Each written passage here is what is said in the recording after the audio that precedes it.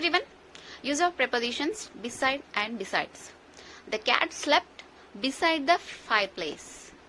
పిల్లి పొయ్యి పక్కన పడుకుంది. My house is beside post office. నా ఇల్లు పోస్ట్ ఆఫీస్ పక్కనే ఉంది.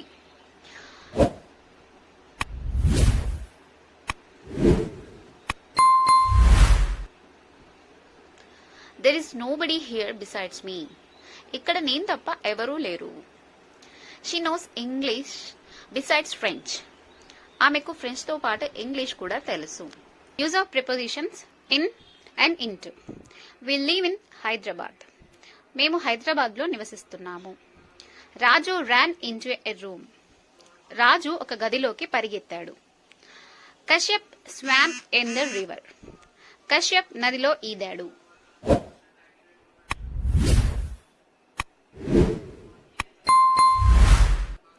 Komal jumped into the river.